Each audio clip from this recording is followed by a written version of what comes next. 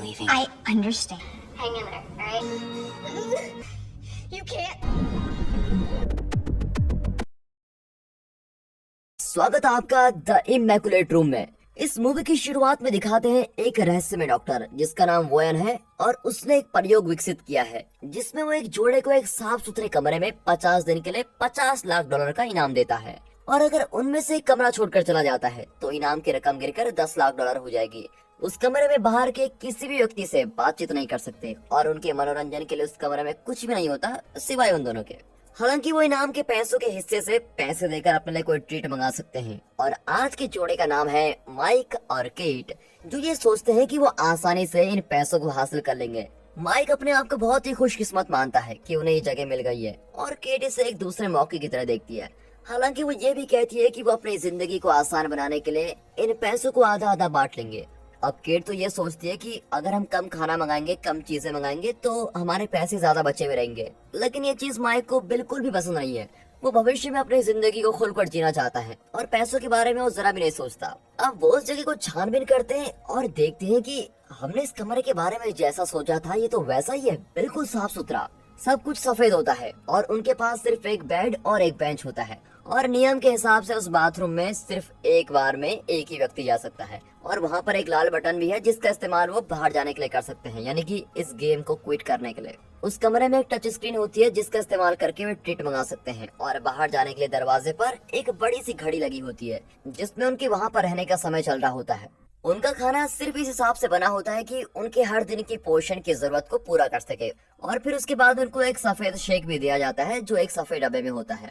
उस कमरे में ऑटोमेटिक लाइट भी होती हैं जो दिन के समय के साथ बदलती हैं, जैसे सुबह को अलग, दोपहर को अलग, शाम को अलग, और जब रात हो जाती है तो लाइट्स बंद ही होती हैं, जिसका मतलब यह है कि अब उनको सोना है।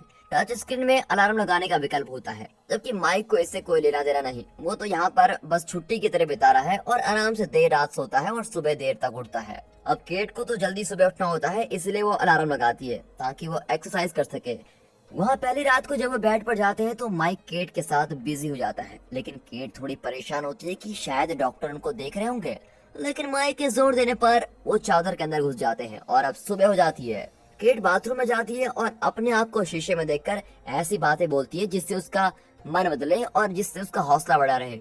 उन दोनों के नहाने के बाद वो अपने कपड़ों को धोने के लिए डाल देते हैं और बदले में उन्हें साफ सुथरा पैजामा मिलता है, इसमें थोड़ा सा रंग होता है। और फिर अपने आप को व्यस्त करने के लिए कैट सोचती है कि आखिर क्यों वोयन ने ये प्रयोग किया होगा, इसलिए माइक उसे उस डॉक्यूमेंट्री के बारे में बताता है जिसमें उसने देखा था कि वोयन के एक एक्सपेरिमेंट के कारण कैसे एक परिवार के साथ बहुत बुरा हो गया था। कोई नहीं जानता कि वोयन ऐसा क्यों करता है और सबको बस इतना पता है कि उसके पास बहुत पैसा है और वो उन पैसों का इस्तेमाल लोगों को नई नई परिस्थितियों में डालकर करता है, क्योंकि वो जानना चाहता है कि लोग अलग अलग हालात बदलने पर कैसे बिहेव करते हैं। अब वो दोनों खुद को एंटरटेन भी नहीं कर पाते और ये उन दोनों के लिए काफी बड़ी समस्या बन जाती है। फिर कैट ध्यान लगाने की कोशिश करती है, जबकि माइक कभी कभी घड़ी को घूरता रहता है और कभी कभी बड़ा ही फिलोसफिकल होके अलग अलग चीजों के बारे में बात करता है, जैसे कि सफेद रंग का क्या मतलब होता है, और जिसका आंसर वो खुद ही अपने आर्ट स्कूल में सीखे गए नॉलेज के बेस पर दे रहा होता है। और बच्चों जैसी बातें करता है कि हमें इस दिशा में ब्रश करना चाहिए, उस दिशा में नहीं करना चाहिए। केट उसको हमेशा याद दिलाती रहती है कि वो घड़ी को न घूरे और अपना ध्यान इनाम की ओर लगाए जो मिलने वाला है, लेकिन अच्छा सोचना बहुत ही मुश्किल होता है, खासकर तब जब माइक अच्छे से सो नहीं पाता। अब केट रोज शीशे के सामने कुछ शब्द कहती है जिसे वो अपने रोज का काम बना लेती है। वो माइक को भी हौसला देने की कोशिश करती है और जब केट ध्यान लगाती है तब माइक ज्यादातर दौड़कर एक्सरसाइज करता है और साथ में वो हाथ की ताली वाला गेम भी खेलते हैं, मार्को पोलो खेलते हैं और एक दूसरे के साथ डांस करते हैं। जब भी वो अपने गंदे पजामे उतारते हैं तभी उन्हें वैसे ही दिखने वाले सेम पजामे दिए जाते हैं। फिर कुछ हफ्ते ऐसे करके बीतते हैं और तभी कुछ अजीब सा होता है। माइक को एक कीड़ा दिखता है जो गलती से उनके कमरे में घुस जाता है और उससे बच्चों की तरह बात करने के बाद माइक उसको पीने के लिए अपने खाने में से कुछ शेक देता है, लेकिन जैसे ही वो शेक की कुछ बूंदें जमीन पर गिराता है तभी कंप्यूटर महाशय की आवाज आती है कि जानवरों के लिए कोई खाना नहीं है, खाना सिर्फ प्रतियोगियों के लिए है। अब माइक उस कीड़े की चिंता करता है क्योंकि वो कीड़ा यहाँ पर बच नहीं पाएगा। माइक फिर उनसे विनती करता है कि कम से कम इस छोटे जीव को बाहर जाने के लिए तो रास्ता खोल दो, और उनसे वादा भी करता है कि वो खुद वहाँ से बाहर नहीं जाएगा।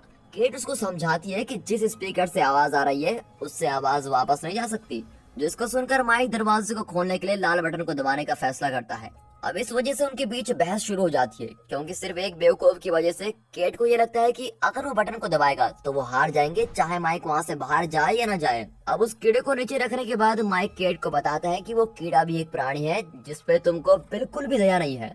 अब इस बात को सुनने के बाद केट कहती है कि तुम ज्यादा ही दयावान नहीं बन रहे हो, मैं तुम्हारी तरह शाकाहारी नहीं हूँ। और जैसे उनकी बहस बढ़ती है तो केट कबूल करती है कि हाँ, वो ये सोचती है कि सिर्फ माइक ही अकेला शाकाहारी है, और वो उसके पिता को नीचे दिखाने लगती है जिनके पास माइक के लिए हमेशा से ही सब कुछ रहा है, इसलिए वो कभी बुरे हालातों से नहीं गुजरा। फिर केट इस बातचीत से दूर जाने लगती है, लेकिन वो उस कीड़े को कुचल देती है और कहती है कि सॉरी, गलती से हो गया। लेकिन माइक उसकी इस बात पर यकीन नहीं कर पाता कि उससे ही गलती से हुआ है। अब माइक गुस्से में अपने कुछ दिन उस कमरे के कोने में बताता है, और तभी वो सोचता है कि मुझे इस तरह बिना खाने के नहीं रहना चाहिए, क्योंकि ये मेरी सेहत के लिए हानिकारक है। अब क्योंकि वो दोनों दो ट्रीट्स भी ले सकते हैं, अब माइक सोचता है कि अगर मैं 2 ट्रीट्स लेता हूँ तो ज्यादा से ज्यादा कुछ $1000 से कम होंगे, लेकिन केट उसको मना करती है। लेकिन माइक कहता है मुझे तुम्हारी इजाजत की कोई जरूरत नहीं है, क्योंकि मैं यहाँ पर रह रहा हूँ तो पैसे मेरे भी हैं। और फिर उसको उसकी ट्रीट में एक हरा कलर मिलता है, जो काफी नहीं होता है, लेकिन कम से कम अब माइक दीवारों पर कुछ ड्राइंग्स बना सकता है। उसे कुछ देर ड्राइंग्स करते हुए देखने के बाद केट उसे उसकी तस्वीर बनाने के लिए कहती है, और माइक भी मान जाता है। हालांकि वो असली चित्र बनाने से मना कर देता है, क्योंकि उसको बहुत ही बेकार लगते हैं और वो अपने तरीके से चित्र बनाना पसंद करता है। फिर माइक तब तक चित्र बनाता है जब तक कि उसके पास बिल्कुल भी कलर नहीं बचता, और केट उससे बहुत ही गुस्सा हो जाती है जब वो पूरे बाथरूम में, टॉयलेट पर और जमीन पर हरा कलर फैला हुआ देखती है। फिर बाद में केट बच्चों की तरह बर्ताव करने के लिए उससे माफी मांगती है और उससे बताती है कि उसने जितना सोचा था ये उससे भी ज्यादा मुश्किल है, लेकिन कम से कम अब उनको यहाँ पर सिर्फ 20 दिन और बिताने हैं, और उसके बाद सारा पैसा उनका।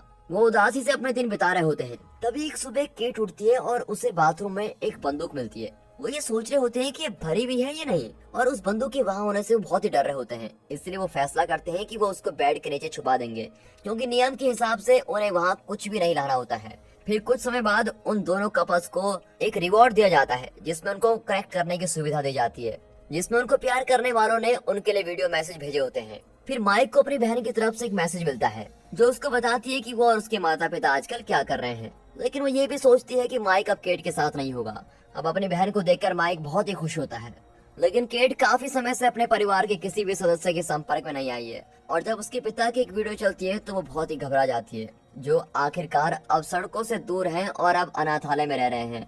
और केट उस वीडियो को बंद करने के लिए कहती है, लेकिन वो बंद नहीं होती, जिसकी वजह से केट बाथरूम के दरवाजे की तरफ जाती है और रोने लगती है। और फिर माइक उसके पास आता है और उसको चुप कराने लगता है। अपने बॉयफ्रेंड के साथ पूरी तरह लिपट के सोने के बाद केट अलार्म के बजने पर नहीं उठती और पूरा दिन बेड पर पड़ी रहती है, क्योंकि वो बहुत ही उदास रहती है। और जब माइक उससे पूछता है कि वो इतना परेशान क्यों है, तो केट बताती है कि उसने अपने पिता को सालों से नहीं देखा, और उसने माइक को हमेशा अपने बारे में झूठ बताया है कि वो कौन है, क्योंकि वो अपने पिता पर शर्मिंदा होती है और किस तरह उसके पिता ने शराब के लिए उसका घर बेच दिया, उसकी स्कूल की फीस नहीं दी, और उसके आम इंसान की तरह बड़े होने के सारे मौके खत्म कर दिए। अब वहाँ से बाहर निकलने के लिए सिर्फ 2 हफ्तों का समय बचा होता है। केट अभी भी बेड पर रहती है, जबकि माइक वक्त बिताने के नए तरीकों का इस्तेमाल करता है, जैसे वो ड्राइंग्स को अपनी उंगलियों से फैला देता है और पैजामे पर लिखे हुए शब्द को पढ़ता है और एक्टिंग की कई सारी एक्सरसाइज करता रहता है।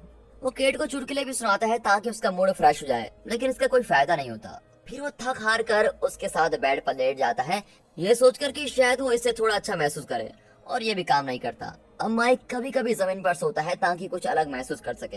एक सुबह वो केट को ट्रीट लेने के लिए मनाता है, लेकिन वो पैसों को हारना नहीं चाहते।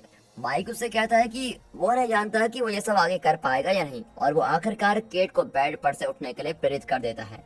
अब नहाने जाने से पहले वो माइक से कहती है कि वो अपनी दूसरी ट्रीट ले ले, चाहे उसमें कितने भी पैसे लगे तुम ले लो। माइक ऐसा करता है और वो हैरान रह जाता है जब दरवाजा खुलता है और उस दरवाजे से एक न्यूड औरत कमरे के अंदर आती है, जिसका नाम सिमोन होता है। वो उस प्रयोग के बारे में कुछ नहीं जानती, वो तो सिर्फ एक एक्ट्रेस होती है जिसे एक गिग के लिए पैसे दिए जा रहे होते हैं, और उसको 1 महीने के लिए बुक किया गया था और अब उसमें सिर्फ 24 घंटे बचे हुए हैं। फिर केट उसके वहाँ होने से खुश नहीं होती और वो माइक को अपने टी शर्ट सिमोन को देने के लिए कहती है ताकि वो अपने आप को थोड़ा ढक सके। सिमोन माइक की बनाई हुई ड्राइंग्स को देखती है और उसकी काफी तारीफ करती है और उसकी इम्पोर्टेंस को भी पहचान लेती है, जिसकी वजह से केट थोड़ा चिढ़ जाती है। अब जब रात होती है तो माइक जमीन पर सोने का फैसला करता है, जबकि दोनों लड़कियों को बेड पर सोने के लिए कहता है, और सिमोन उनसे कहती है कि वो जब तक सोते रहेंगे तब तक वो जागती रहेगी। लेकिन केट कहती है कि नहीं, हम तीनों बेड पर ही सोएंगे। अब उस रात सिर्फ केट को सोने में बहुत ही परेशानी होती है। अब सुबह केट सिमोन को बेड पर नहीं पाती और सोचती है कि शायद वो चली गई है, लेकिन असलियत में वो बाथरूम में होती है। अब इस सबसे बहुत ही ज्यादा परेशान होकर केट ट्रीट लेने का फैसला करती है और उस ट्रीट में एक छोटा सा डब्बा मिलता है जिसमें 3 मजेदार कैंडीज होते हैं। केट तुरंत ही उनमें से एक खा लेती है और एक सिमोन को भी दे देती है, लेकिन माइक बहुत ही हिचकिचाता है और काफी हिचकिचाने के बाद एक कैंडी ले लेता है। अब तीनों के तीनों कमरे में नाचते गाते रहते हैं और तीनों के बीच कुछ किसेस भी होने लगते हैं। हालांकि कुछ देर बाद माइक एक बुरी चीज देखता है जहाँ उसके चारों ओर खून होता है और उससे ऐसा लगता है कि वो पानी के अंदर है और उसका छोटा भाई उसके साथ डूब रहा है। फिर दोनों लड़कियां मिलकर माइक को सपने से निकाल लेती हैं, लेकिन वो अभी भी डरा हुआ होता है और वहाँ से बाहर जाने के लिए कहता है कि शॉन डूब रहा है।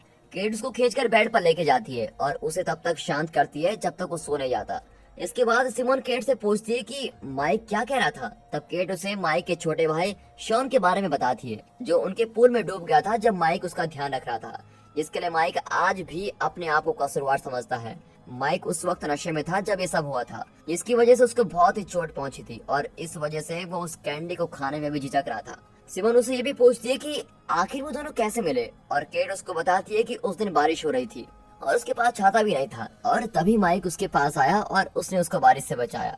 अब जब माइक उठ जाता है तो सिमोन उसको बताती है कि उसने अपनी माँ को खो दिया था जब वो बच्ची थी और कहती है कि उन दोनों ने ही अपने किसी खास को खोया है। अब सिमोन माइक का हाथ पकड़कर उसको शांत करने की कोशिश करती है और केट जब उनको ऐसा देखती है तो वो ये देखकर काफी घबरा जाती है और सोचती है कहीं सिमोन उसके बॉयफ्रेंड को चुराने की कोशिश तो नहीं कर रही है। और अब केट और सिमोन के बीच में माइक को लेकर काफी बहस शुरू हो जाती है और फिर माइक उनको चुप कराने के लिए उन पर चिल्लाता है और गुस्से में वहाँ से चला जाता है, जिसकी वजह से केट उससे माफी मांगती है और अपनी गलती मान लेती है। अब अगली सुबह माइक ठीक महसूस नहीं कर रहा होता है, लेकिन केट को तो उस पर ध्यान नहीं होता और वो दूसरी चीजों पर ध्यान दे रही होती है। आखिरकार सिमोन वहाँ से जा चुकी होती है, लेकिन वो हरे कलर से दीवार पर एक मैसेज लिखकर जाती है जिसमें वो माइक को एक रात उसके साथ बिताने के लिए शुक्र अदा करती है। अब केट चिल्लाती है कि ये सब क्या है, तो माइक समझाने की कोशिश करता है कि उनके बीच ऐसा कुछ भी नहीं हुआ, लेकिन वो उसकी बात नहीं सुनती और वो उसको समझाता है कि ये बंदूक की तरह है, ये कमरा उनके बीच लड़ाई करवाने के लिए ऐसा कर रहा है। अब गुस्से में केट माइक को दीवार की तरफ धक्का दे देती है, जिसकी वजह से उसके सर पर चोट लगती है और उसके सर से खून बहने लगता है। फिर माइक उससे दूर हो जाता है और उसको याद दिलाता है कि उसने उसको कभी भी धोखा नहीं दिया है, यहाँ तक कि जब वो न्यूयॉर्क गया था तब भी उसने ऐसा कुछ नहीं किया, यहाँ तक कि उसने अपने अमीर दोस्तों को भी छोड़ दिया, जिसकी वजह से वो परेशान हो जाती थी। और जब वो परेशान थी उसने तब भी उसके साथ रहने के लिए अपना कॉलेज पूरा नहीं किया और इसके बदले में उसको मिला क्या, सिर्फ जलन। अब रोते हुए केट उससे माफी मांगती है कि मुझे माफ कर दो, लेकिन उनकी बात के बीच माइक को जख्म की वजह से फिर से चक्कर आने लगते हैं और उससे लगता है कि उसे एक डॉक्टर की जरूरत है। और फिर केट उसके लिए कुछ शेक लेके आती है जिससे वो अपने शरीर में थोड़ा शुगर डाल सके। केट साथ ही साथ उसे याद दिलाती है कि नियमों के हिसाब से उन्हें किसी भी डॉक्टर और दवाई को बुलाने की जरूरत नहीं है। अब माइक उसकी कई बात पर यकीन नहीं करता और वो सोचने लगता है कि क्या इस औरत को मेरी थोड़ा बिल्कुल भी परवाह है, क्योंकि मैं यहाँ पर बीमार हूँ और इसको इस कॉन्ट्रैक्ट के बारे में पढ़ी है। अब धीरे धीरे उसकी चोट ठीक होने लगती है और उसका खून बहना बंद हो जाता है, लेकिन वो डर रहा होता है कि तब क्या होता अगर मेरी चोट बहुत ही गंभीर होती, चाहे मुझको डॉक्टर के पास लेके जाती या फिर कॉन्ट्रैक्ट का बहाना करके मुझको यही अंदर मार डालती। अब इस जगह ने उनके साथ जो किया है उसके लिए नफरत करते हुए और ये समझाने के बाद कि पैसे उनके टूटे हुए रिश्तों को नहीं जोड़ पाएगा, माइक वहाँ से जाने का फैसला करता है और केट से कहता है कि वो भी उसके साथ चले। अब केट मना कर देती है और माइक को कहती है कि तुम्हारे लिए ये कहना बहुत ही आसान है, क्योंकि तुम्हारे पापा के पास हमेशा से ही पैसे हैं और तुम उन पर राज करते हो। और यहाँ तक कि केट माइक को रोकने के लिए बंदूक दिखाती है और उसको धमकाने लगती है, हालांकि माइक उसको नजरअंदाज कर देता है और बटन को दबा देता है। अब यहाँ केट रोने लगती है और शवर से बाहर निकलने के बाद वो दीवार पर बनी बारिश की बूंदों को देखती है जो उसे बटन को दबाने के लिए उत्साह देती है और वो इस बारे में भी सोचती है कि उसके पास 2 ही दिन बचे हुए हैं। अब कुछ महीनों बाद माइक सड़क पर दौड़ रहा होता है और तभी उसको केट दिखाई देती है जो कि एक बिल्डिंग से बाहर आ रही होती है। वो दोनों उस कमरे से निकलने के बाद एक बार भी नहीं मिले होते हैं और वो चलते हुए एक दूसरे से बात करने का फैसला करते हैं, लेकिन जब माइक केट से पूछता है कि क्या उसने वो कमरा छोड़ दिया या वो जीत गई, वो उसके सवाल का जवाब नहीं देती। हालांकि वहाँ अंदर जो कुछ भी हुआ था वो उसके लिए माफी मांगती है। और जब वो वहाँ से जा रहे होते हैं उस बिल्डिंग को दिखाया जाता है जिसमें से केट निकलती है और वो बिल्डिंग बिना घर वाले लोगों के लिए बनाई गई होती है, जिसके बाहर लिखा होता है कि एक अनजान व्यक्ति ने नई रसोई बनाने के लिए कुछ पैसे दान किए हैं। और इस दौरान उस कमरे में दोबारा एक नया जोड़ा आता है। और दोस्तों इसी के साथ ये मूवी यहाँ पर खत्म होती है।